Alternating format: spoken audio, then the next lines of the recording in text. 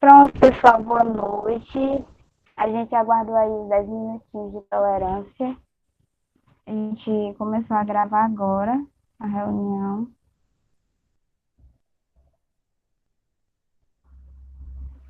Bom, pessoal, sejam bem-vindos à nossa segunda aula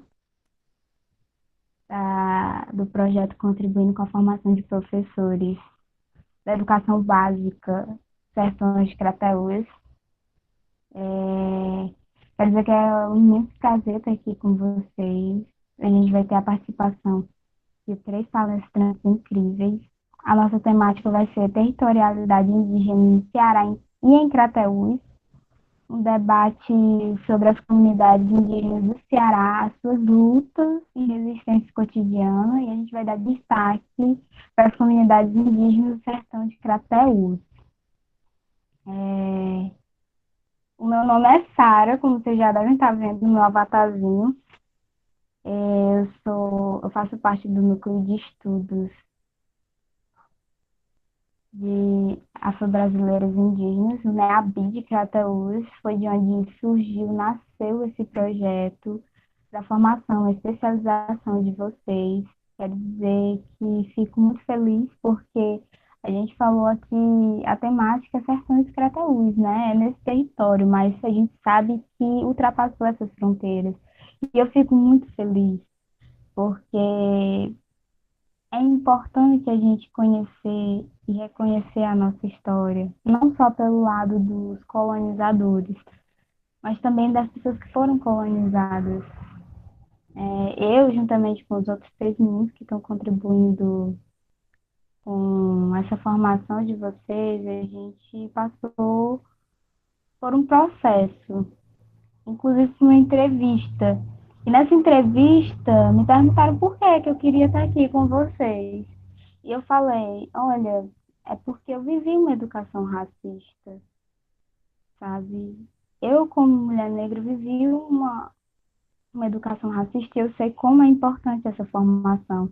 Então, eu quero dar parabéns para vocês por estarem aqui, né, contribuindo com esse momento lindo, com esse evento que eu acho lindo. E eu quero dizer que os alunos de vocês serão privilegiados.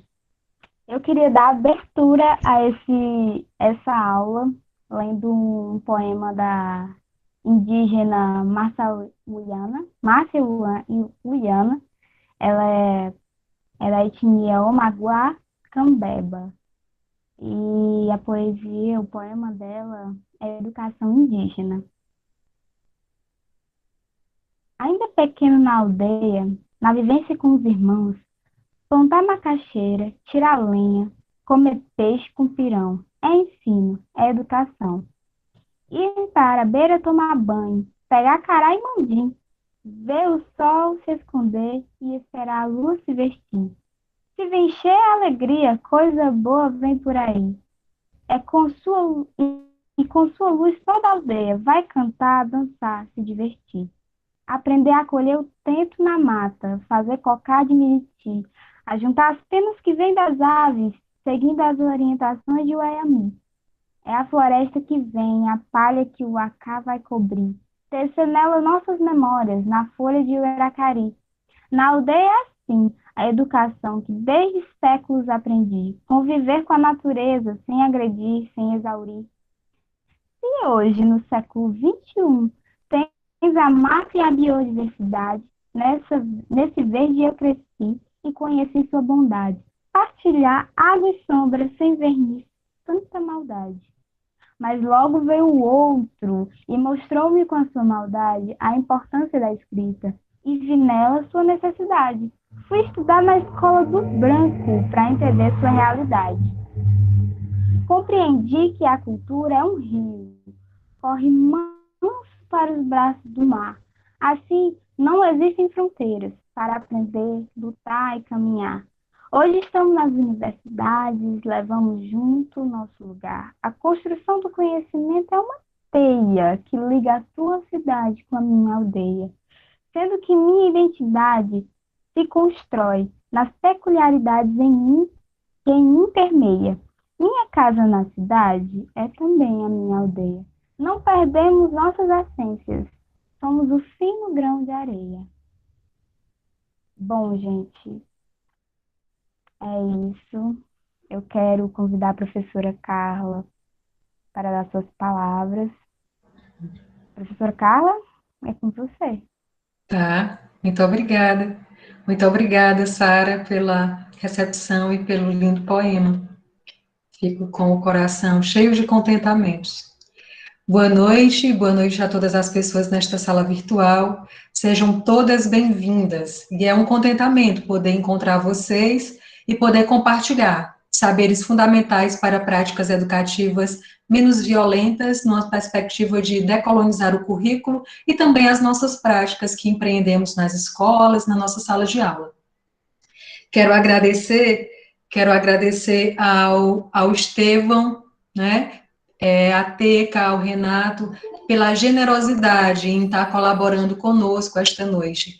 Muitíssimo obrigada em nome do IFCE, em nome do NEABI, Campus Crateús, pela disponibilidade, por se colocarem de forma tão generosa para estar contribuindo conosco neste nosso curso.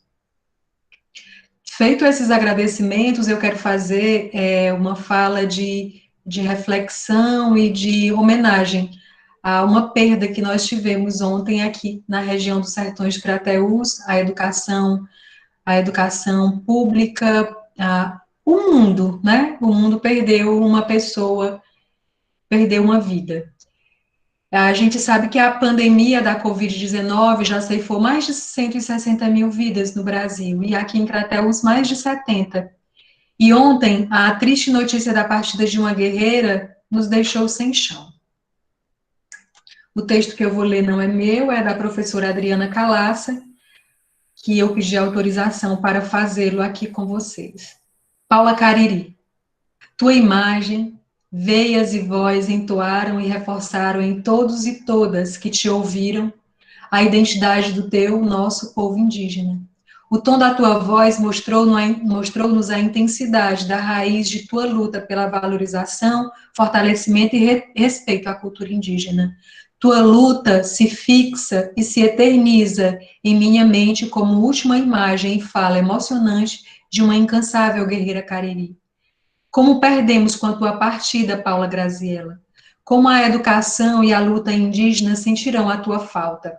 Mas prometemos a ti cuidar destes, tuas nossas bandeiras de luta, tão destruídas pelo governo criminoso que temos, cuja morte tua se justifica na falta de zelo com as vidas das pessoas diante da pandemia que passamos no modelo Salve-se Quem Puder. Guerreira Tabajara Cariri, tua passagem foi muito forte entre nós. Teu eco fica em todos nós. É com tristeza, mas com esperança, que iniciamos esta noite. Bons trabalhos a todos e a todas, e vamos juntos de mãos dadas.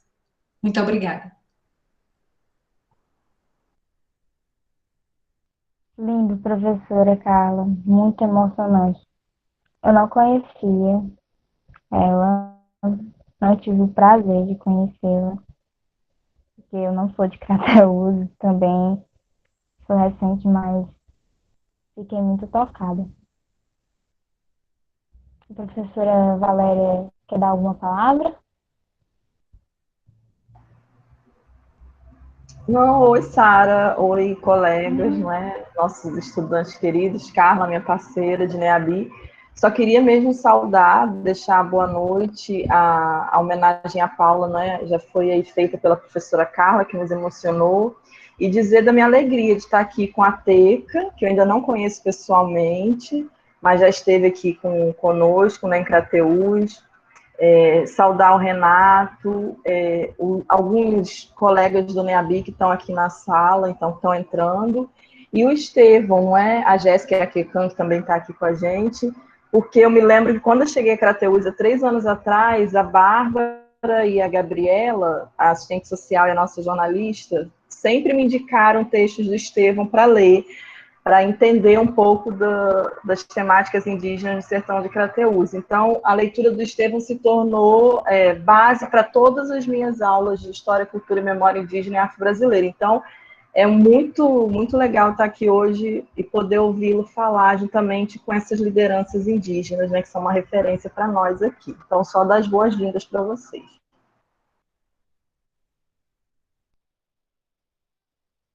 Feito isso, vamos agora apresentar os nossos palestrantes, né? Só um momentinho. Pronto. O primeiro deles é o Estevam Palitotti, ele é doutor em Sociologia na UFPEB. Ele é professor do Departamento de Ciências Sociais e do Programa de Pós-Graduação em Antropologia também na UFPB. Ele dedica-se ao ensino de extensão e pesquisa com temas de etnicidade, relações interétnicas e processo de territorialização e fluxos culturais. Experiência de pesquisa com povos indígenas do estado da Paraíba, do Ceará e do Pernambuco.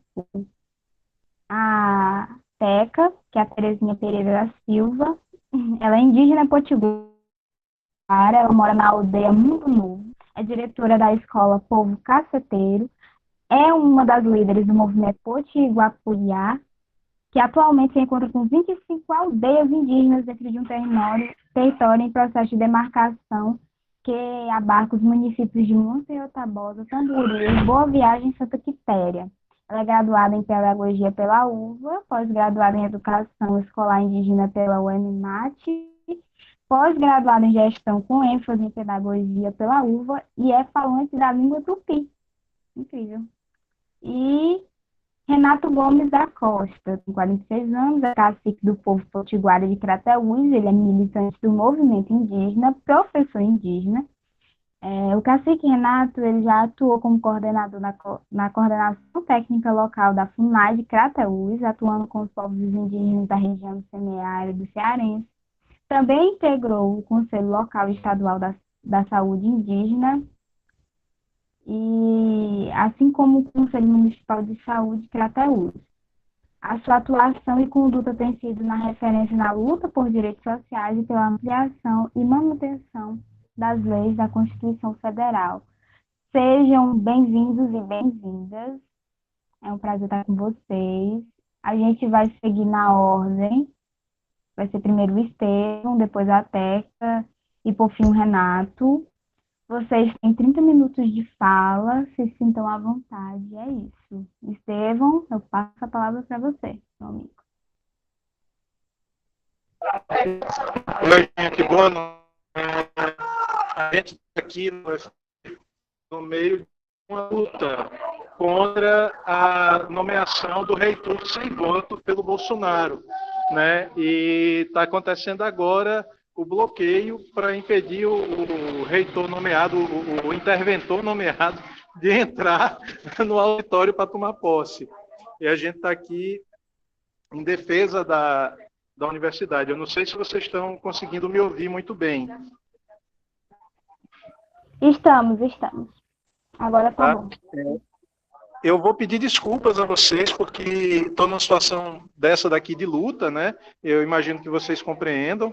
A minha fala vai ser muito rápida e eu possivelmente não vou poder participar da aula como um todo, mas eu estou muito feliz de estar aqui, de compartilhar esse momento com vocês, né? De poder dialogar com pessoas com quem eu tenho uma afinidade muito grande, com quem eu fiz o estudo do doutorado e as quais fui extremamente muito bem recebido nas suas casas, né? Dona Helena, Renato, todo o povo Cariri, todo o povo Tabajara, todo o povo Potiguara, povo Calabaça, povo Tupinambá, e também na Serra das Matas, com esse trabalho que a gente tem feito do estudo da identificação territorial, que ainda está em andamento. Tem um alarme de um carro aqui, eu vou tentar me afastar do barulho do alarme, para que vocês possam pelo menos me ouvir. Vocês não vão me ver muito bem, mas... droga. Não, droga, eu vou para o outro lado, peraí. Ali tem luz e tem mais silêncio. Pronto. Eu peço mil desculpas por esse tumulto, né? mas são coisas que a gente não controla, né? E que mostram para a gente o quanto a vida ela é luta, né? Assim, nesse sentido, é um tributo também que eu faço a tudo que eu aprendi com os povos indígenas do sertão de Crateús, né? Em relação às lutas que são necessárias para se construir algo, né? Então, eu queria deixar esse meu preito de gratidão, essa minha homenagem. Eu estou chegando já aqui onde tem mais luz que eu posso falar com vocês. Pronto, melhorou. Pelo menos podem ver meu rosto. E eu queria deixar um forte abraço para toda a família Tabajara Cariri, né, que passou por esse momento, está passando por esse momento difícil da perda da Paula Graziella. Eu queria falar, assim, entrando já na minha fala, né, tentando ser bem objetivo para poder contribuir com a discussão, com o diálogo. Digo que estou muito feliz e que me sinto também com a grande responsabilidade de falar para vocês que estão lendo os meus textos, né? E de falar também para as pessoas sobre as quais eu escrevi nesses textos, né? E eu queria destacar, talvez, tem muitas lições que eu aprendi em Crateús, na Serra das Matas, mas talvez a maior de todas seja a lição de quão importante é contar a história. Contar a sua história, né? Por mais que essa história tenha sido negada, por mais que ela tenha sido soterrada, por mais que ela tenha sido vilipendiada, somente quando os povos podem contar a sua história, eles podem fazer algo por eles mesmos, né? Então, e a gente está num contexto em que aparece, né, todo esse governo bolsonarista querendo negar a história, né? Querendo negar a história dos povos desse país. E o que a gente observa, tudo o que aconteceu, todos os frutos que hoje existem da organização indígena em Crateús, na Serra das Matas, né, em Poranga e outros municípios cearenses, é o resultado de um exercício do contar a história. Eu passo quase metade da tese que escrevi falando sobre isso, falando em como os povos indígenas aprenderam um modo, porque tem vários modos de contar a história e tem os modos indígenas, né? Um modo com as pastorais sociais da Diocese de Crateús, na época de Dom Fragoso, né? Onde uma das figuras mais importantes é a irmã Margarete Mauli, né? Que está aí, orando ainda, né? Então, assim, era um modo de contar a história, de organizar a história, ao qual se somaram os modos indígenas de contar a história. E os modos indígenas de contar a história são vários. Não é apenas o modo de contar com palavras, em rodas de conversa, né, em noites de lua, não. Passa pelo corpo, passa pelo caminhar, passa pelo trabalho no roçado, pelo trabalho na pesca, pela construção das casas e, principalmente, passa pelo ritual. É no ritual, né, o ritual do salão de umbanda, do salão de cura, né, é nesse ritual em que a história é contada. E mais do que contada, ela é vivida, ela é trazida lá do fundo da memória, ela é trazida do fundo das matas, ela é trazida do fundo da furna dos caboclos, e vivida, né? Os encantos, os ancestrais, os espíritos, os orixás, eles se manifestam no corpo das pessoas e trazem para elas, né, a oportunidade de ser e de contar e de ser outra história, de ter outra experiência diferente daquela que foi escrita pelos conquistadores, né? Então, o ato de contar a história, de contar a própria história, de falar de si e por si, de permitir que o outro, né, o outro que se ele apareça e transpareça de dentro para fora, é fundamental na organização dos povos indígenas de Crateús. Digo mais, né, não só dos povos indígenas nessa região, do Sertão de Crateús, da Serra das Matas, mas dos povos indígenas e dos povos negros, né, de todos os povos tradicionais, de todas as comunidades subalternizadas pelo poderio econômico, né? Ou seja, é preciso contar a sua história para poder tomar a sua história nas mãos e fazer uma nova história, fazer uma outra história. Essa é a grande lição que eu aprendi, né? Eu passo 4 anos percorrendo, né, as aldeias, conversando com as pessoas, conhecendo, aprendendo, e eu acho que essa talvez seja a maior lição. E vejam Essa é uma lição tão importante que a gente tem um governo hoje que quer negar a história, né? Que quer negar a possibilidade das pessoas contarem as suas histórias, dos grupos sociais contarem as suas histórias. A única história que pode ter no Brasil para essas pessoas é a do branco dominador que veio de Portugal. Não, não é. E os movimentos, né, sociais, indígenas, quilombolas, negros, estão hoje no Brasil como um todo enraizados, inclusive acessando a academia, transformando a academia, né, são fruto de um processo de 40 anos. Bolsonaro é a reação à nossa luta coletiva, e a luta coletiva que é protagonizada por essas comunidades e que a gente estuda, acompanha, apoia e busca aprender para aprofundar essas lutas e essas conquistas, né? A gente está nessa situação aqui, né, da luta também, a luta permanente, e eu vou encerrar um pouco a fala por aqui, mas eu acho que essa é a bola que eu deveria levantar, né, e vou seguir ouvindo vocês, né, e posso retornar, quando a coisa acalmar um pouquinho mais aqui, eu posso retornar para responder algumas perguntas ou fazer mais alguns comentários. Pode ser assim, pessoal?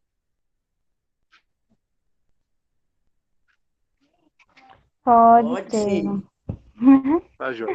Eu vou ficar aqui Muito só ouvindo, viu? obrigada. Muito obrigado. Muito obrigada pela sua participação. Agora eu quero convidar a Teca para as suas palavras. Fique à vontade, Teca.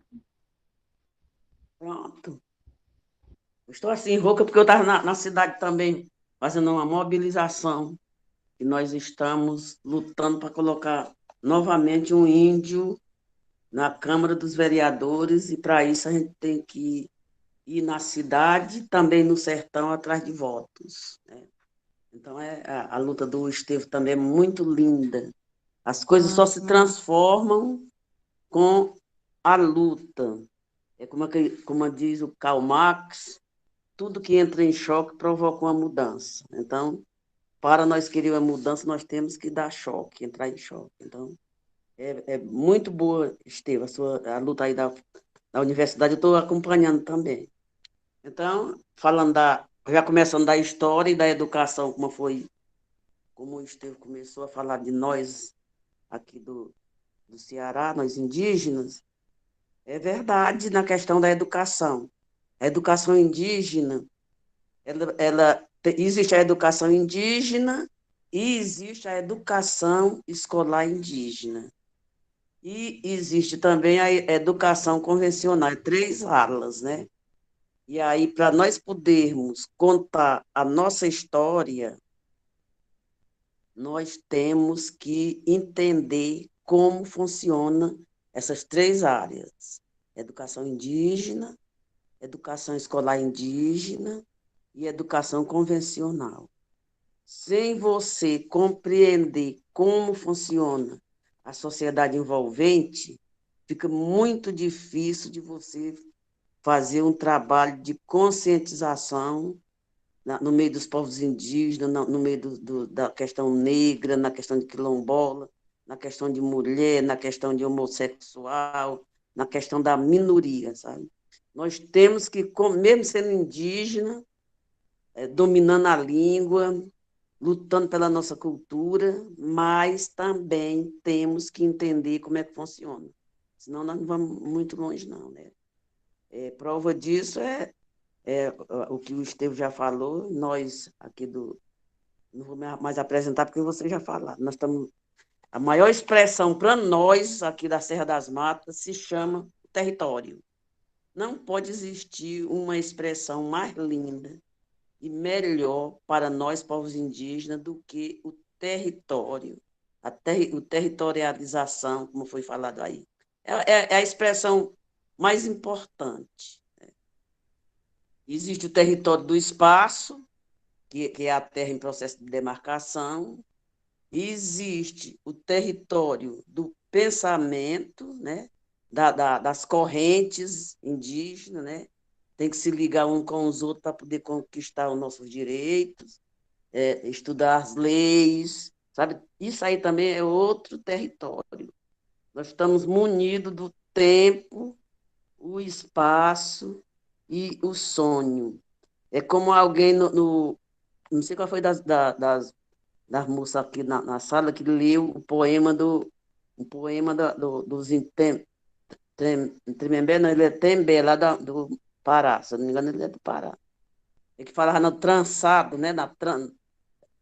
Tem uma frase que fala no trançado, aí eu fiquei lembrando aqui que acho que foi um antropólogo que fala também na teia, né? A teia que é um trançado. Então, a vida indígena, a vida quilombola, eu imagino que é uma teia de possibilidades e de lutas, várias maneiras de lutar para se conquistar os nossos direitos.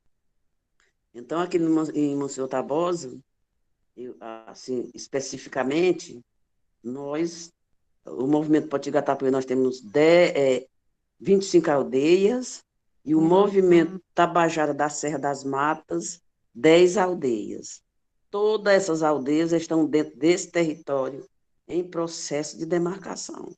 Aí nós temos que usar as estratégias para poder conhecer e entender como é que funciona tudo, inclusive sem sair da beleza de ser indígena, a beleza da cultura, né? A beleza do jeito de ser, do jeito de se comportar, né?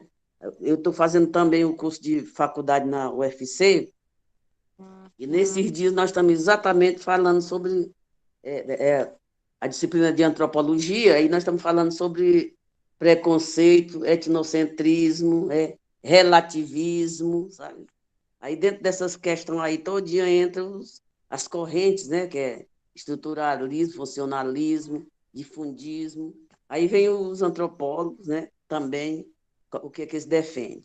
Então, ou a gente entende como foi nos muitos séculos antes, quando os portugueses chegaram aqui no Brasil, e também a igreja, né? A igreja católica, na época, veio e ficou, não pediu licença, se instalou no meio de nós indígenas. Aí já é querendo tanger a nossa língua, tanger a nossa cultura, tanger o nosso jeito de ser, tanger nós da terra, sabe? Para nós hoje se identificar como indígena no Nordeste, no Ceará, é muita coragem, muita força de vontade. Porque, às vezes, todo mundo sabe que o etnocentrismo nós também indígenas temos demais. Se tem, aqui no Imanso Tabosa é 4 povos. Aposto que não é cada um quer ser melhor do que o outro, sabe? Mesmo na fala. E no sentimento, mas é assim. E o que é que a gente faz para tirar esse etnocentrismo da cabeça? Sei não. Eu só sei que o território também dos indígenas no Ceará, só temos uma terra demarcada, que é a dos Tremembé do Córrego do João Pereira. As demais estão todas em processo de demarcação, e o povo indígena que está dentro dessas terras estão lutando constante para não perder sua terra, não perder o seu jeito de ser e se comportar, não perder a beleza natural que existe dentro da terra, porque existe ainda as plantas medicinais, existe também as frutas silvestres, o mel de abelha, e tudo isso, para acontecer, nós indígenas temos que lutar contra a queimada, contra o desmatamento, contra o agrotóxico, sabe? Por isso que me vem na cabeça novamente da teia. É uma teia de possibilidades e uma teia de responsabilidade que nós temos para nos conduzir sem perder a beleza de ser indígena. E também em Crateús, porque também eu posso falar de Crateús, porque eu com a Helena, Renata aí na sala, eu com a Helena, muitos anos atrás, na época do Dom Fragoso, a gente andava nos bairros de Crateús, de Poranga, né, ajudando a revitalização da cultura do povo, e hoje tem vários povos em Crateús, e de parabéns, porque já tem 2 grupos que moram dentro das aldeias, conseguiram uma aldeia, uma terra. Foi lá no Mambira, e também lá em Poranga eles conseguiram uma terra, né? E isso para a gente é muito bom, porque uma das únicas saídas que tem é exatamente conquistar a terra, morar na terra, viver da terra, mas estudar como é que funciona a sociedade não indígena. Então, e também tem os Tapeba, tem os Tremembé, tem os Pitaguari, Genipapo Canindé, todo mundo mora, e também tem os índios urbanos, né, que de certo modo estão morando. Aqui no Sul Tabosa também tem os índios urbanos. Então, essa mistura de possibilidades, mas como a sala tem muitos educadores, eu quero dizer que, do ponto de vista da educação aqui, a gente trabalha assim. A educação indígena, a gente se educa e leva essa educação para a sala de aula para ser sistematizada. E com isso, tem dias que a parteira vai lá para ensinar como é a questão que pega as meninas antigamente, hoje pega menos. Vai o pajé ensinando a medicina tradicional, vai o rezador, o benzedor, o mito de criação nossa, que é de uma menina e de uma cobra, sempre revitalizado dentro da escola, da sala de aula, e também a língua, que é o tupi, começando do pré até o ensino médio regular, nós temos disciplina de tupi. E já conseguimos colocar essa disciplina no SIS do Estado, do Ceará, da SEDUC. Né? Em vez de colocar disciplina de inglês, que interessa também o inglês, porque agora no celular tem muitas palavras em inglês, a gente tem que saber, mas o que interessa mais nós aqui mesmo se chama o tupi. Então, o território, ele é o espaço, que é a terra, o território também é o sonho nosso, né? De nunca perder a nossa cultura, e o território também é o tempo. O tempo vai fazendo com que a gente se une cada vez mais e entenda cada vez mais como funciona a sociedade não indígena, sem perder a beleza de ser indígena e também se entrosar com os outros povos indígenas. Pelejar para nunca ser desunida. Aqui, é claro, indígena também briga com só o diabo, sabe? Mas o pano mesmo central é a união e estudar, estudar e estudar.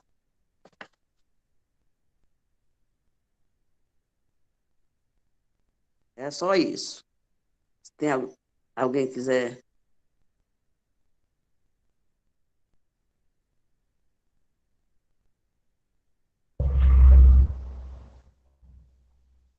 Bom, gente, o Renato ocorreu uns probleminhas com ele. Ele não vai poder estar presente com a gente, infelizmente, no momento. Então, a gente vai começar a abrir para um momento de fala. Vai ser muito importante. Alguma pergunta que vocês queiram direcionar aos nossos palestrantes? Alguma consideração?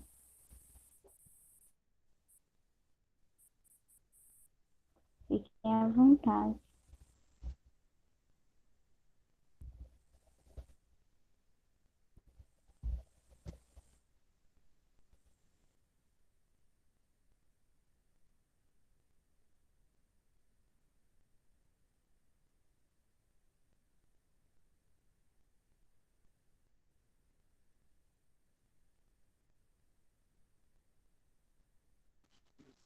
Sei que é muito bom ouvir sua voz, ouvir você falar dos povos indígenas, né? Isso é motivo de alegria, embora a gente saiba que os povos indígenas de Crateús estão de luto, né?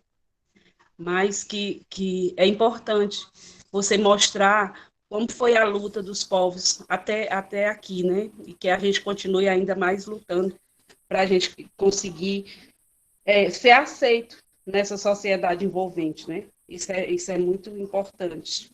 Aqui quem fala é a Cacá.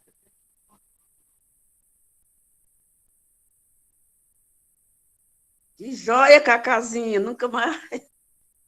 Você foi do início da luta também junto com a gente, né, Cacá? A gente acompanhava os bairros de Crateús, né? E é isso mesmo. Ou nós se reúne para nós levantar nossa bandeira, ou então não tem que levantar a bandeira da gente, não. Agora, também nós, como povos indígenas, só nós, como povos indígenas, precisamos também dos parceiros. Parceiro vai nos ajudar. Aqui, só um pouquinho, porque não tem ninguém mais perguntando, aqui nesse território, nesse território que o Estevam Paletó, quem tá, é dos últimos antropólogos que está também fazendo trabalho aqui na Serra das Matas, né? É um território que é 58 mil hectares, 4 municípios, como já foi falado, e nós estamos fazendo um trabalho da questão das pinturas rupestres que existe aqui, existe as cavernas, os sítios arqueológicos, tem muita riqueza dentro desse território, e nós estamos cuidando e chamando também os arqueólogos para nos ajudar a ninguém destruir essa beleza nossa. Então, nós estamos com um grupo de estudo, com os arqueólogos, o Estevam está também nesse grupo, o João Paulo, que ele é historiador dos museus. Então, nós temos vários museus dentro desse território, e a gente está preservando os nossos símbolos em movimento e os nossos símbolos sagrados, né? Que a gente sabe que a cultura, existe duas grandes alas da cultura: a cultura de significado e significação, e também a cultura de evento, né? Que é as festas. O pessoal diz que tudo é cultura, se for, as culturas de evento também conta ponto. Então, esse território nosso está recheado de coisas boas que têm significado e significação, e nós precisamos das universidades, dos arqueólogos, para nos ajudar também. E o Cacazinha?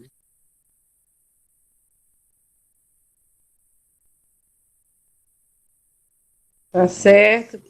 É isso mesmo. Você, como sempre, lutando pelas questões indígenas, buscando parcerias, né? Isso é importante. Quando a sociedade envolvente começar a perceber a importância dos povos indígenas, da cultura, né, das contribuições dos povos indígenas para a sociedade, eles vão saber o quanto que é rico essa nossa cultura, né?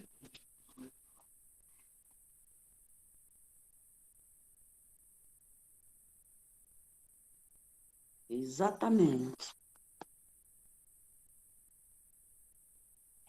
Bom, gente, fazendo uma retrospectiva, o Estevão veio falando sobre o ato de ser e viver o seu modo, a sua maneira diferenciada, que muitas vezes é imposta pelo governo, pelo sistema, que quer adequar essas comunidades de povo negro e indígenas. Ele fala sobre a importância de sermos autores da nossa própria história. Aí a Teca já vem em casa a história e a educação, e fala sobre as três áreas, né, da educação, a importância de se conhecer, a questão do pertencimento do território, da consciência de território, que ultrapassa as questões físicas, objetivas. E levando para as questões mais subjetivas, eu vou fazer uma retrospectiva da história falando sobre a Igreja Católica, a importância de entender como funcionam as comunidades indígenas, a educação indígena, é educar, né? Educar e levar para a sala de aula e assim sistematizar esses conhecimentos. Lembrando a história, a língua, a medicina. E fizeram perguntas, Teca. O Daniel. O Daniel pergunta, falou que você citou, né, sobre a educação indígena e a educação escolar indígena. Ele gostaria de saber a diferença.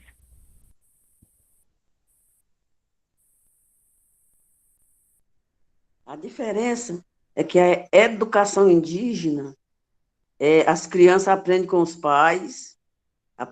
Se o pai é caçador, a criança vai aprender a ser caçador. Se a mãe sabe tecer algodão, a filha vai aprender.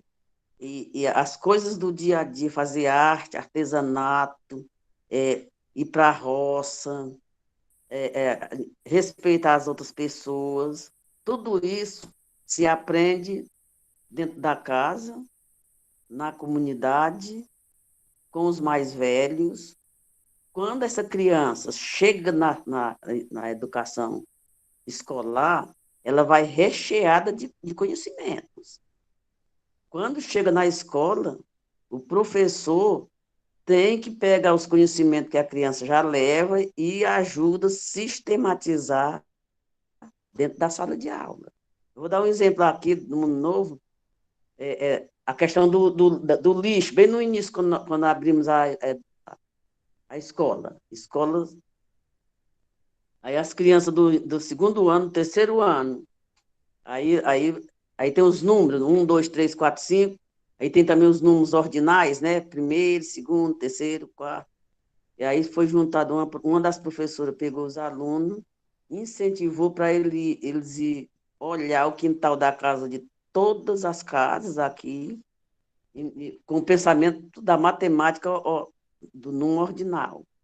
E aí, quem tirou o primeiro lugar que tem mais ceroto dentro no seu quintal, que é saco de lixo, essas coisas. Aí tem o primeiro lugar, o segundo, terceiro, quarto, quinto. Aí esses alunos levaram esse material, isso faz muitos anos atrás. Levaram o material para a sala de aula, lá foi feito um relatório, e eles voltaram novamente em cada casa, pregaram um papel na parede, dizendo para os pais cavar um buraco para enterrar o lixo, Então, foi uma educação que foi trabalhada em todas as em todas as casas e foi sistematizada na sala de aula. A outra educação nossa aqui também é a questão da etnomatemática, né? 2 mais 2 é 4, isso aí não quer dizer, é 4 mesmo, 2 mais 2, mas vamos fazer a questão da etnomatemática. Vamos fazer o levantamento dos bens, né? Aí, as crianças, né, do ensino fundamental, aí vão contar quantas cabras tem cada um, quantas cabeças de cabra tem, galinha, porco, sabe? Os bichos, eles vão contar tudo. Aí leva para a sala de aula. Aí, quando chega na sala de aula, vão fazer uma comparação. Todos esses animais, é claro que tem casa que tem mais animais e outras tem menos, né?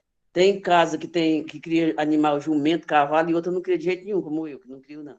Eu só crio porco. E aí, os professores com os alunos vão se sentar na sala e vão fazer uma estimativa. Se fosse para dividir meia a meia, ia dar quantas galinhas para cada casa, né? Gado, acho que só tem umas 3 cabeças aqui no Mundo Novo, e é mais de quase 30 famílias, aí não sei como era que ia contar, não, só se matasse a vaca para poder cortar. Então, é uma lógica para os alunos e também a comunidade já começar a aprender que só funciona quando todo mundo tem as coisas, sabe? Não adianta eu ser rica que eu falo se eu tivesse muito dinheiro e a comunidade ninguém tem. Não existe isso para nós, sabe? A outra situação ainda que deve para a sala de aula. Por exemplo, nós aqui, nós trabalhamos na escola. A nossa escola se aproxima de 800 alunos do pré ao ensino médio regular, porque tem vários anexos nas outras comunidades, que a escola mãe é aqui no Mundo Novo. Então, aqui no Mundo Novo, por exemplo, quando a gente se lota, que somos todos pelo Estado, é contrato temporário. Quando a gente termina de se lotar, que recebe aquele, que assina, que aí já sabe que se lotou mesmo, que muitas das vezes a gente volta decepcionada, porque a Crédito Haver não quer autorizar, tem essas coisas, esses choques, né? E quando a gente se lota, nós pega, faz a lista de todos os professores lotados, quem foi lotado com 200 horas, quem foi lotado com 100 horas, diretor, coordenador pedagógico, todo mundo.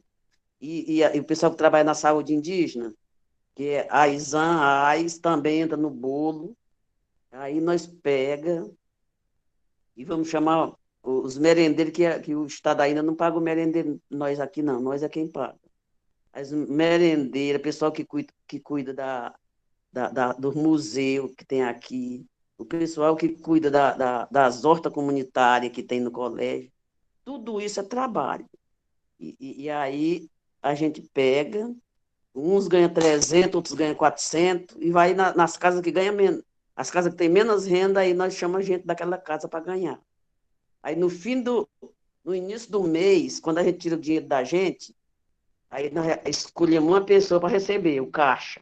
Aí ele recebe o dinheiro de todo mundo e já divide para aquelas pessoas. Sendo assim, todo mundo dessa aldeia Mundo Novo tem um ganho, um saláriozinho dentro da sua casa. Aí isso quer dizer que ninguém passa fome.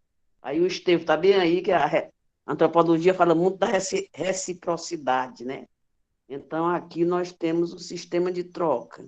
Ninguém ninguém é pobre aqui, todo mundo é rico, porque ninguém passa fome nesse sentido.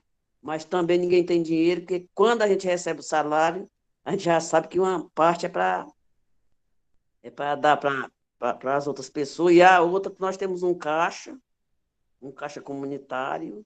Aí todo mês, cada aldeia dá um total para o caixa.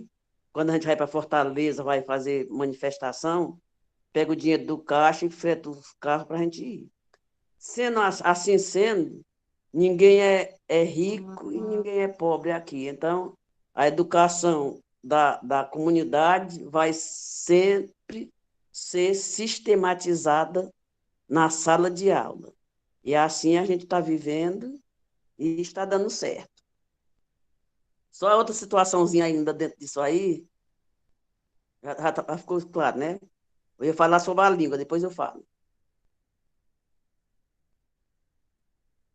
Pronto.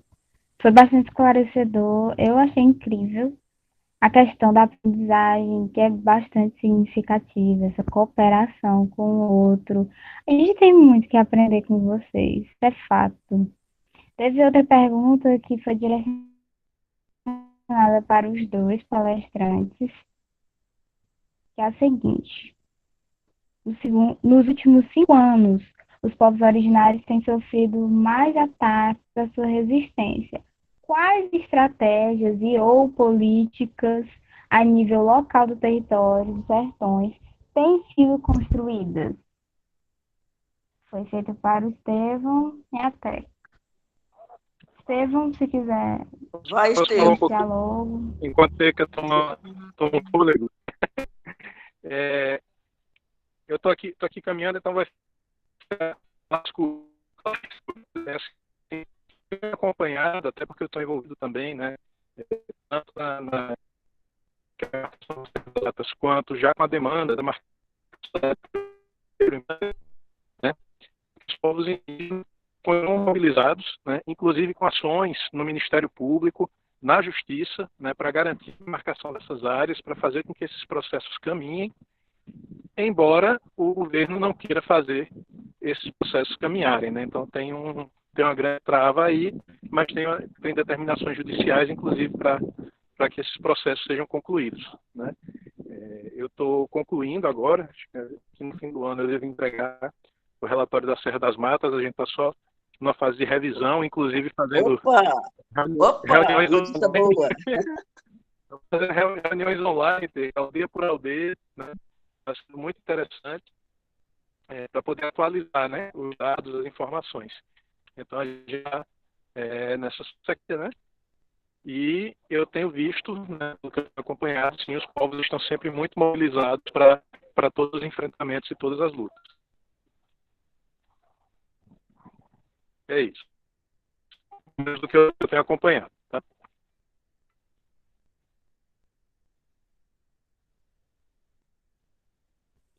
Pronto, Teca, agora é com você.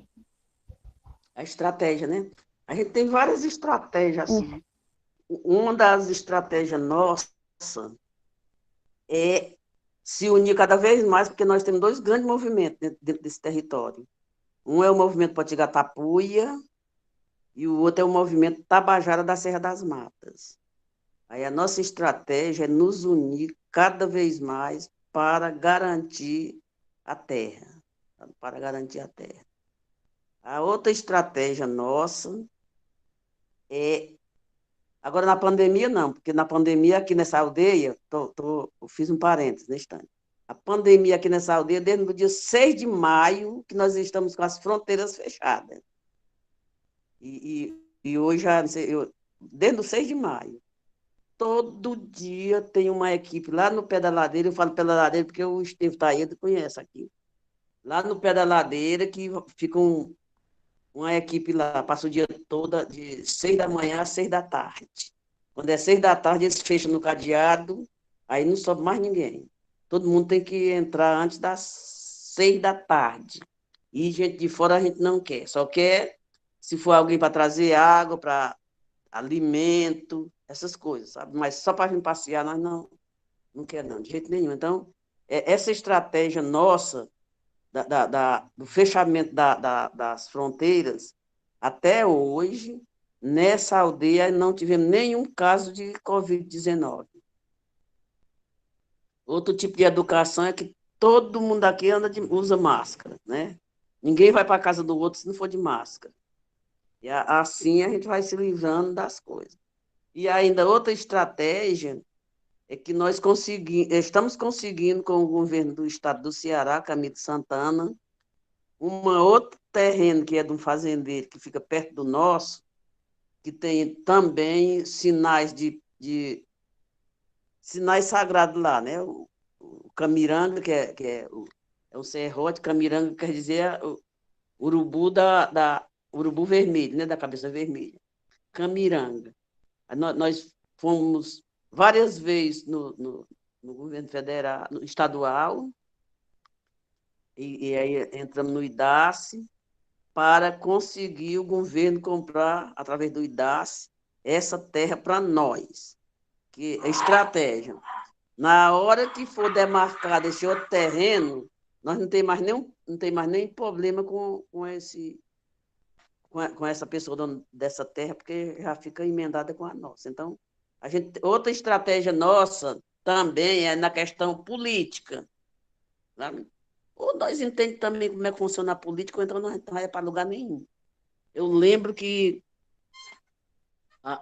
cada 4 anos chegavam os políticos nas nossas aldeias, atrás de voto, prometendo um bocado de coisa. Não dava nada. No outro 4 anos vinha de novo. E assim nós pegamos e dizíamos, espera aí, vamos estudar como é que funciona isso. Nós mesmos, né? Agora nós estamos com 4.085 eleitores dentro das urnas indígenas aqui dentro desse território nosso, sabe? Várias urnas indígenas. Então, com isso, nós pegamos nos educar na política, né? E conseguimos colocar um vereador indígena na Câmara. A primeira vez que esse vereador indígena foi para a Câmara, nós ajudamos a escrever o projeto de lei de reconhecimento dos povos indígenas de Monsenhor Tabosa, que é 4. Potiguara, Tabajara, Gavião e Tubiba-Tapuia. Como a gente é amigo do pessoal da cidade também, todos os vereadores, mesmo do outro lado, foi aprovado por unanimidade. Então, nós somos reconhecidos, tem um documento na Câmara dos Vereadores reconhecendo nós como indígenas. Quando ele ganhou a outra vez, nós escrevemos um projeto de lei com as nomenclaturas de todas as 34 aldeias. 25 nossa e 10 dos 35, e 10 dos Tabajara. Então, e aí juntamos na mesma sala nós, os vereadores e o pessoal do IBGE. Pegamos uma cópia desse documento que foi aprovado pela Câmara dos Vereadores, passamos para o IBGE, demos para o pessoal do IBGE, para quando eles vinham nas aldeias já saber quais são os povos. E assim é umas estratégias que a gente vai crescendo, e também politicamente é o jeito de a gente se meter, né? Aí nós somos filiados, né, no partido. Hoje estava quase 500 pessoas de todas as aldeias lá na cidade, subindo e descendo com as bandeiras chamando de Vicentinha indígena, sabe? Nós somos da gente. A Bedão tem o pessoal todo indo embora. Então, é estratégia que a gente faz ou então eles passam por cima. Porque nós sabemos que o preconceito, o etnocentrismo e a discriminação para nós indígenas é tamanho do mundo, é grandona, sabe? Ou nós faz também o nosso pilar de conhecimento, ou então a gente se enterra. E a gente não quer se enterrar porque são muito lindos, sabe? Para querer ficar por debaixo do pé das outras pessoas.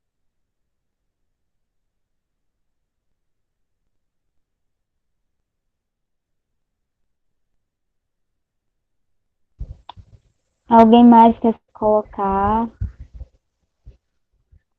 Vou ler aqui uma consideração que a Maria do Carmo fez.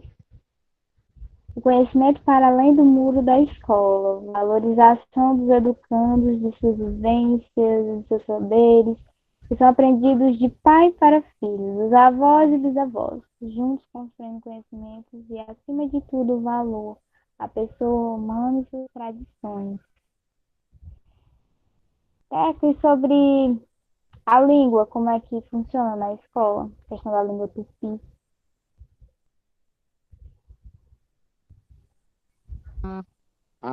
A nossa língua tupi, ela funciona do pré até o ensino médio regular.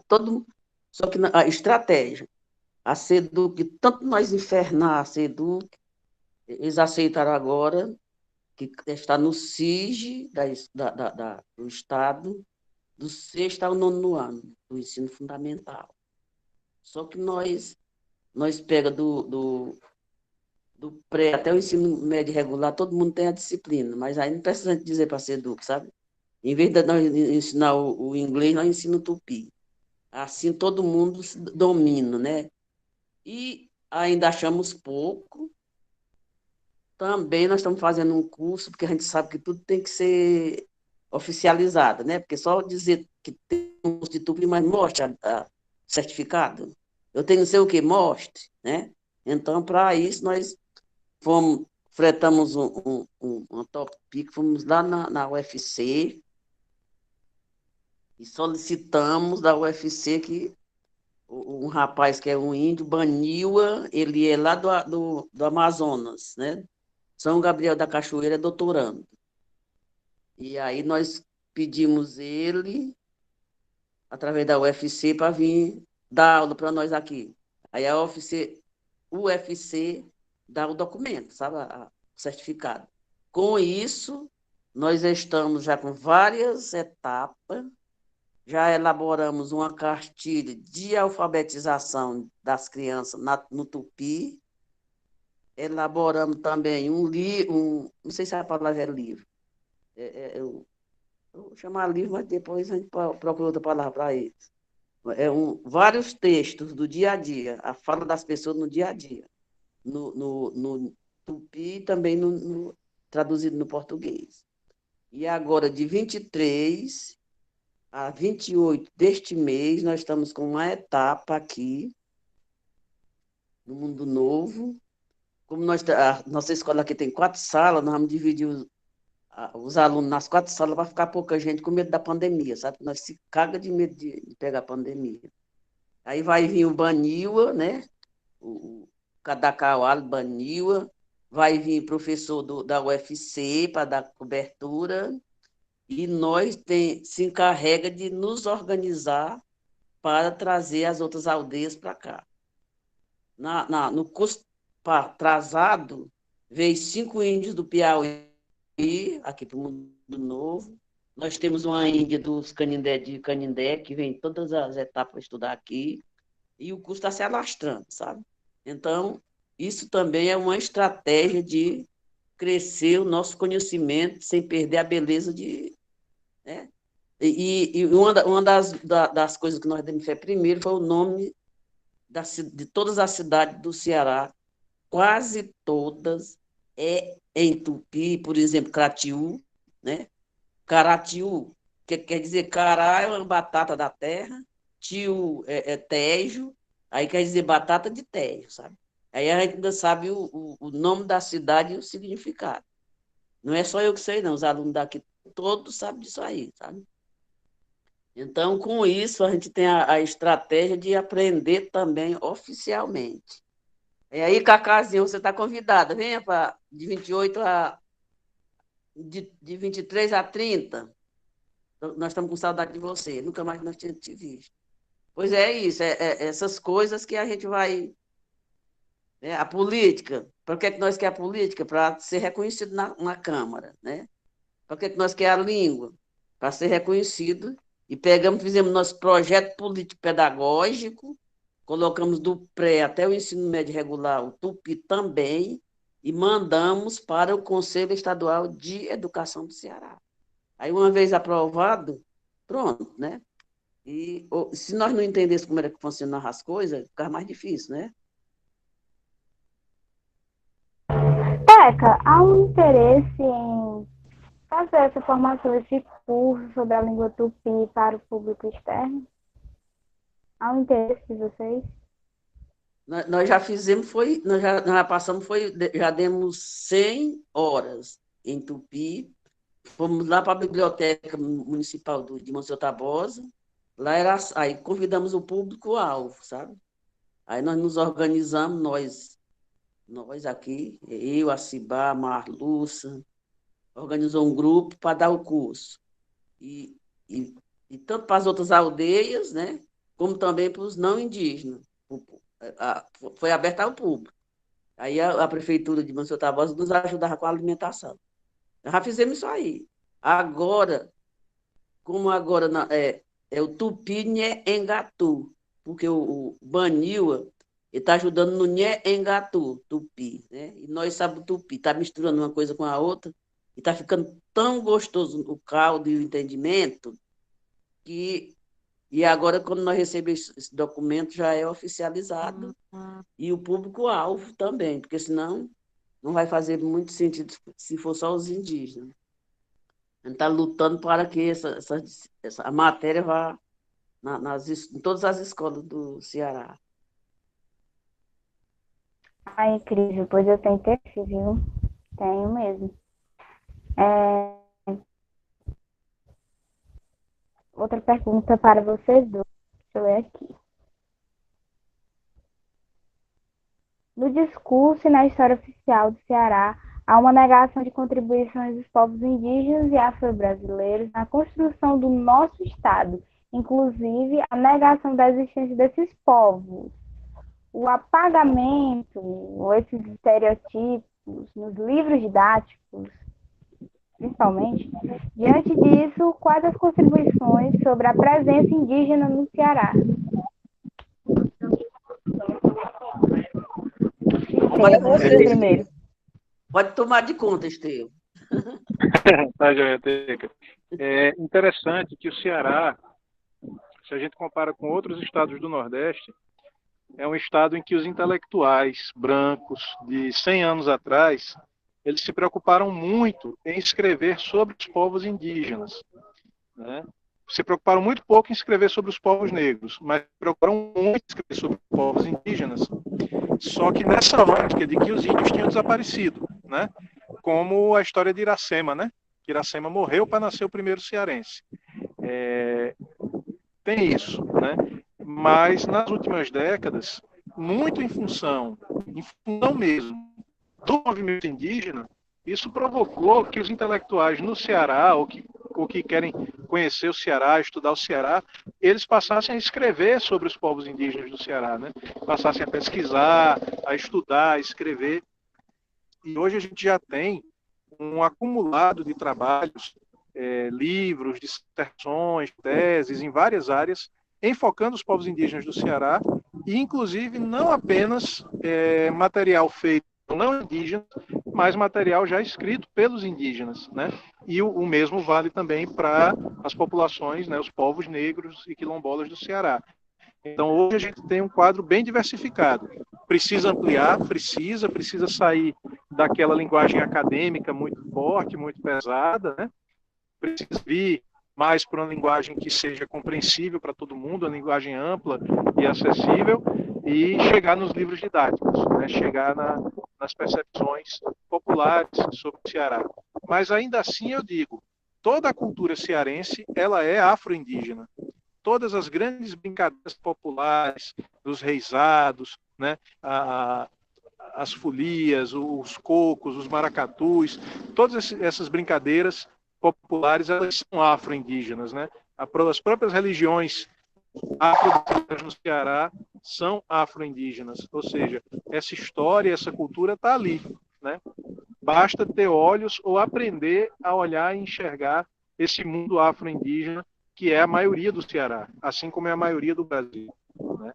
Então, assim, é importante que quem está na academia, quem está nos institutos federais, nas universidades, faça o esforço, né, de pegar esse material que está produzido, que existe, hoje em dia, graças à internet, está acessível, mas também o esforço de produzir novos materiais, de produzir mais informação com qualidade e com conteúdo acessível para todo mundo. Assim, acho que essa é a minha opinião.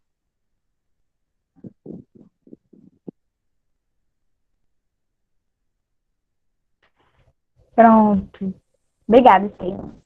Teca? É exatamente isso aí que o Estevam falou. É verdade mesmo, sabe? Nós aqui, por exemplo, eu nasci aqui no Mundo Novo e todo mundo, quando a gente ia para a cidade, todo mundo chamava a gente porque nossa pele é tudo da minha cor, sabe? Não tem nenhuma pessoa branca aqui, tudo escuro. E aí o pessoal chamava de quilombola, chamava de negro, chamava de tapuia, mas chamava mais de tapuia, sabe? Lá vem os tapuia do Mundo Novo, sabe? Então, com isso, nós imaginávamos que ia haver isso, né? E dentro da questão da religião mesmo, a gente sempre tivemos nossos rituais, né? Os rituais sagrados. Tem a questão da parteira, que ainda hoje nós temos o ciclo de parir, né? Que está no museu hoje. Aí tem a questão do rezador, do benzedor, do jogo do cacete, né? As bordunas que a gente fazia tudo isso, mas todo discriminado com o senhor Tabosa.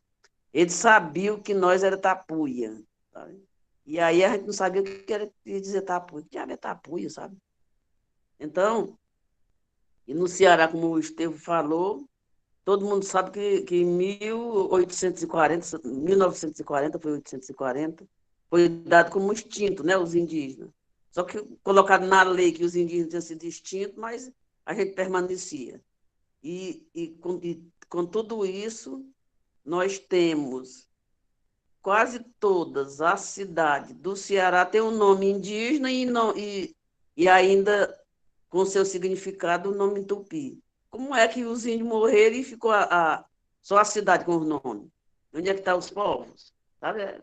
É uma história tão mal contada que o branco chegou com a cruz e a espada aqui no Brasil, de modo especial aqui no Ceará, que tentaram colocar a ideia na cabeça dos não indígenas que não existia indígena, exatamente por conta da terra. Sabe?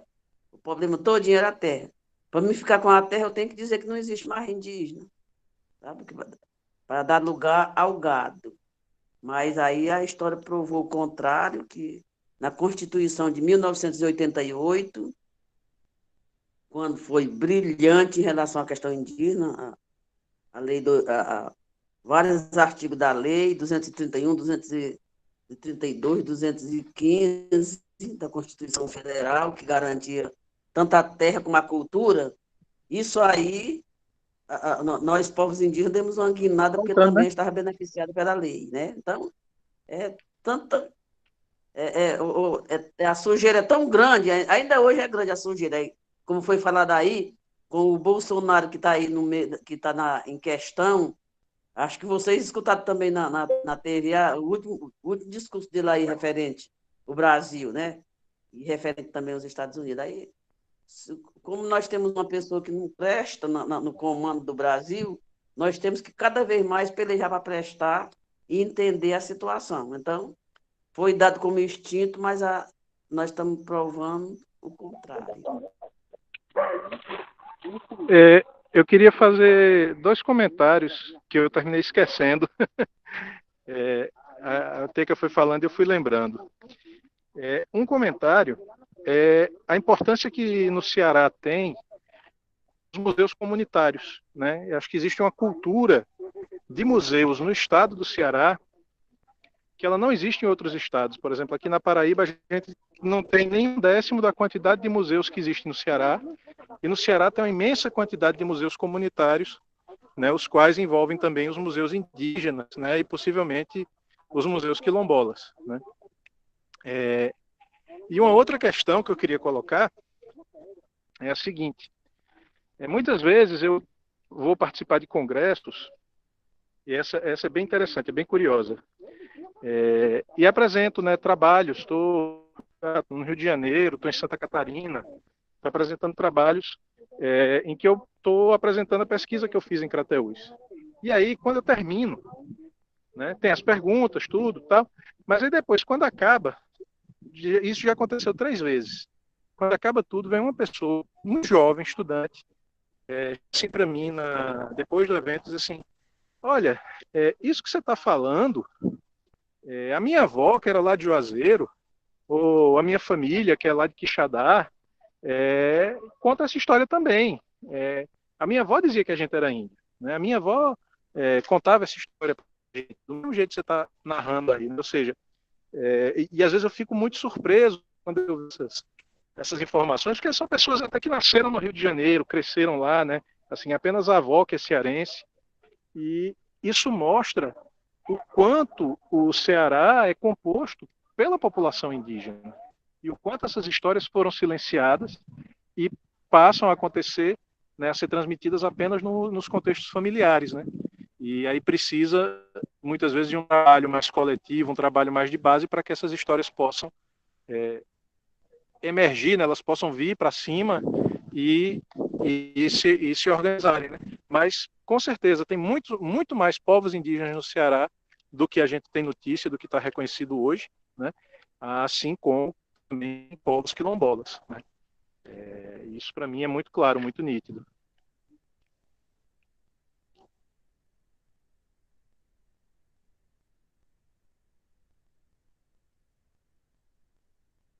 Vocês podem falar um pouco sobre a questão como se deu esse apropriamento da terra, essa territorialização no Ceará e em Crateús, específico? Como se deu esse processo de ocupação da terra?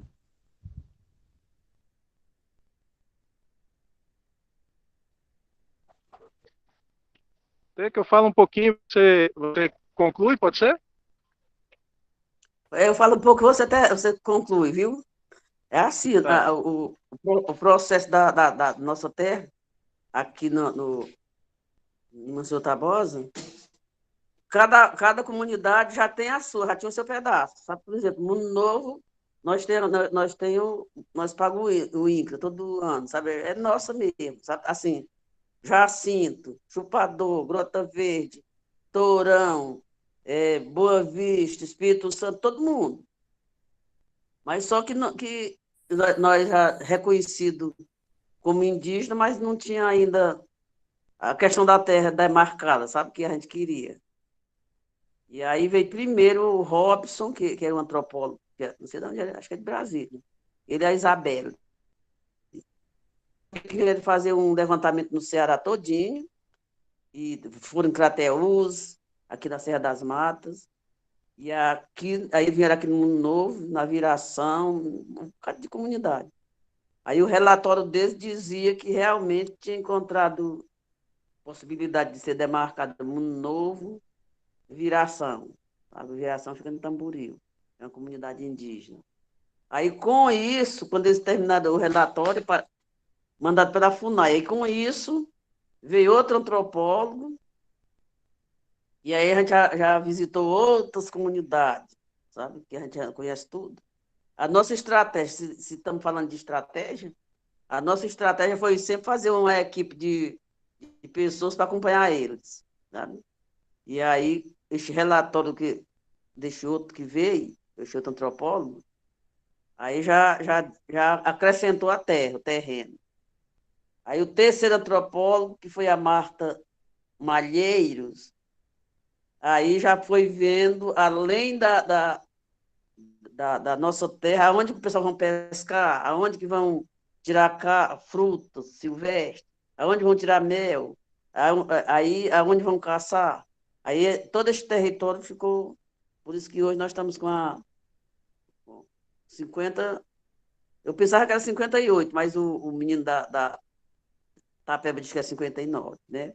Então, foi um processo contínuo, com a nossa colaboração indígena, com a FUNAI e os antropólogos, que está em processo. Agora está emendada, sabe? Emendou, e outra estratégia nossa, como ela está toda emendada, que é contínua, a gente está lutando para cada vez mais se unir, para não deixar o fazendeiro tomar, porque nós também somos valentes, sabe? Os fazendeiros também respeitam a gente nesse sentido. Então, foi um processo assim muito lento, mas com a nossa vontade.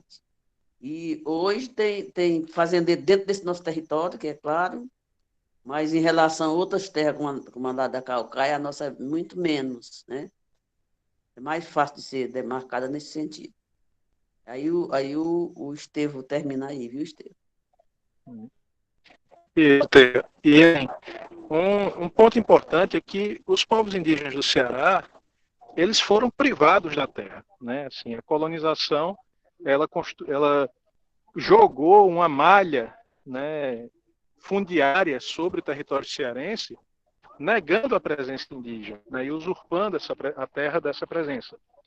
Porém, os fazendeiros dependiam dessa mão de obra indígena para a produção, né, do gado, para a produção do algodão, né, para a produção da cana, da rapadura, do feijão, do milho. Ou seja, a população indígena, os povos indígenas encontrou formas de habitar dentro das fazendas e entre as fazendas,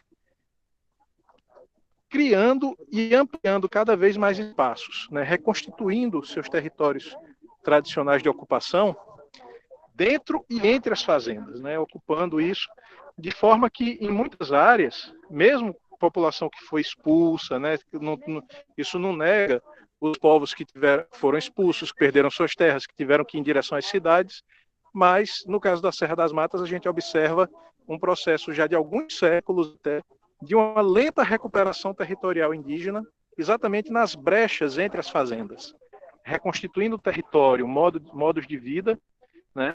E isso resulta nesse grande território contínuo de quase 40 aldeias, né? Com a população de mais de 4.000 indígenas, que em Monsenhor Tabosa, acho que hoje já é a maioria da população municipal, né? E com certeza a maioria da população da zona rural. Exatamente por esse lento processo, sabe, da água, né? da gotinha d'água batendo na pedra, tá até que vai abrindo espaço ali. Então, esse é um processo histórico, né, que tem a perda territorial, né, que tem o deslocamento dos indígenas para as cidades e tudo, mas também tem a luta de recuperação e reconstituição de territórios. E é dever do Estado brasileiro reconhecer essas territorialidades e reconstituir, né, esses territórios para que esses povos possam viver de acordo com seus usos, costumes e tradições.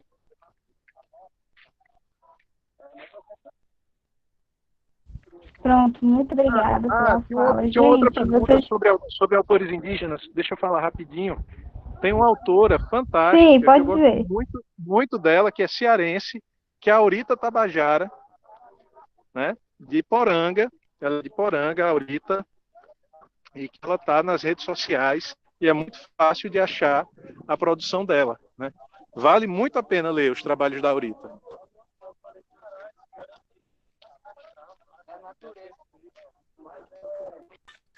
Eu só queria fazer uma pergunta. Porangados todos, Teca, Estevão. Estevão, estou com saudade. Venha logo visitar. Teca, a gente teve um encontro, né? Muito importante nesse sábado passado.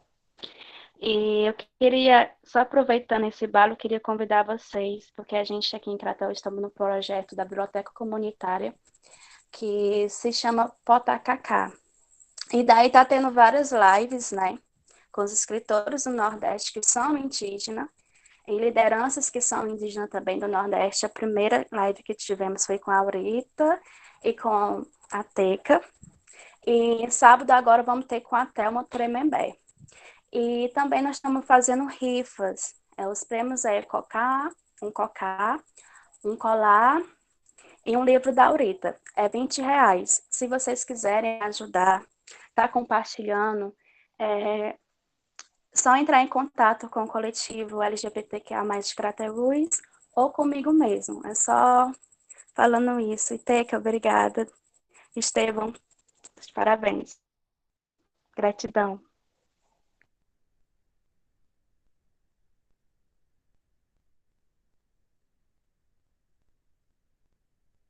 Obrigada, Jéssica, pela contribuição. Gente, vocês querem fazer mais alguma pergunta, alguma consideração? Que aí a gente parte para as considerações finais dos nossos palestrantes.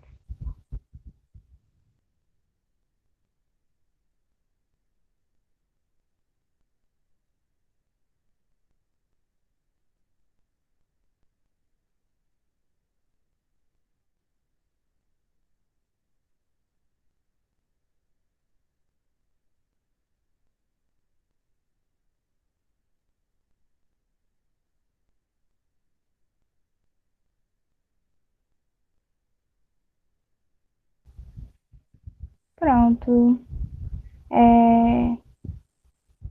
A Maria do Carmo está dizendo que podia terminar com um canto indígena. Então, pode começar a fazer as suas considerações finais, Estevão. Aí, o fim, a Teca. E é isso. Oi, gente. Queria aqui destacar a minha alegria, né, e a minha gratidão, a honra de poder ter participado com vocês hoje, embora nessa minha pré-ida, poder estar dialogando. Muito feliz com essa oportunidade. Saudar a iniciativa LGBT Crateús, né, Jessiquinha e a turma aí que está numa mobilização muito bonita. Né, tem que me precisar, tá certo? E muito feliz com essa oportunidade. Obrigado, Gabi, do IFCE.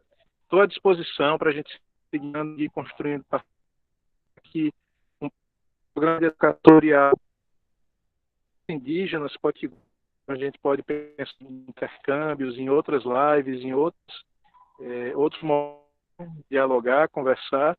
Teca, uma honra imensa de essa mesa hoje com você, né, de estar aqui nesse diálogo. Estamos sempre em contato diariamente, mas é bom estar assim mais perto, né, mais junto, e uma felicidade muito grande. Para cá, estou aqui à disposição, quero muito retornar a Crateús, contribuir, fazer projetos conjuntos para que a gente possa estar construindo, né, a resistência dos povos nesse país. Tá joia? É isso. Muito obrigado e uma boa noite para todo mundo. Vou ficar aqui acompanhando o encerramento.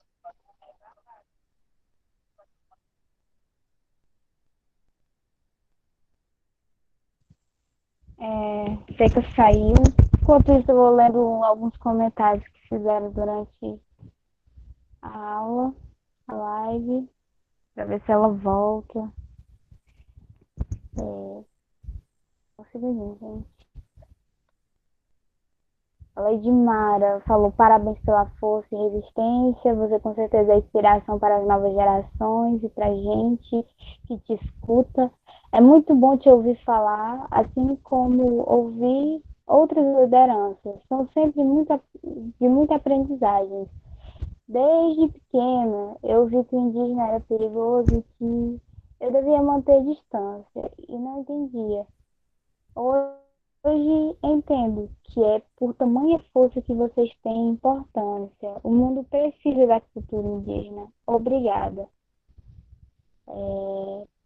Antônia Nascimento fala valiosa colocação do aprender com os mais velhos, com saberes que jamais esqueceremos.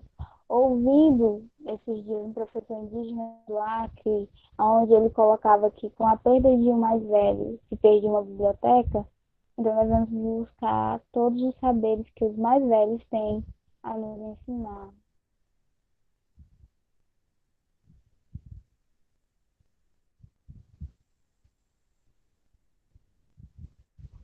Então, é isso.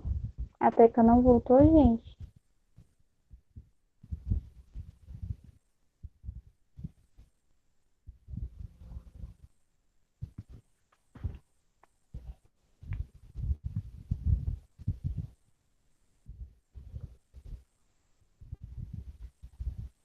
Tudo bem, Estevam.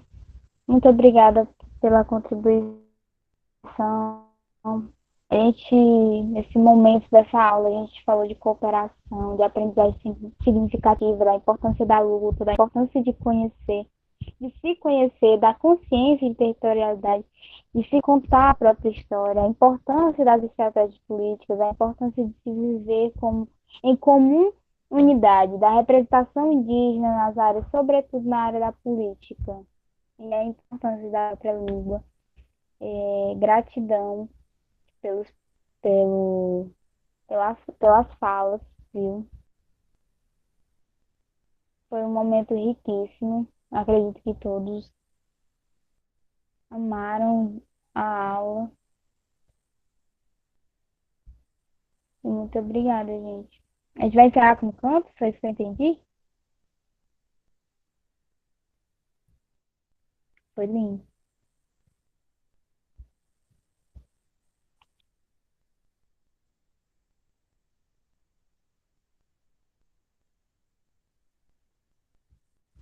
Pois pronto, Carlinha.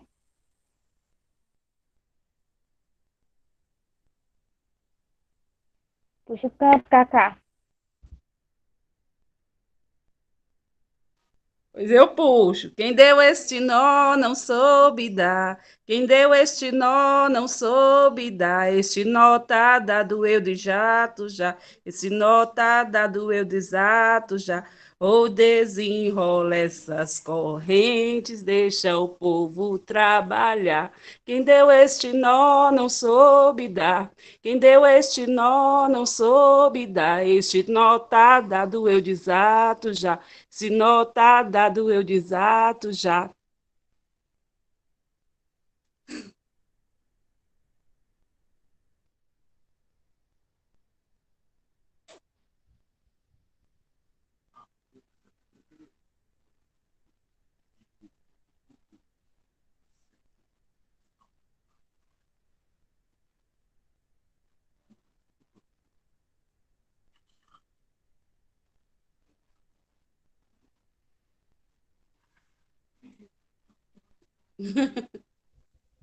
E...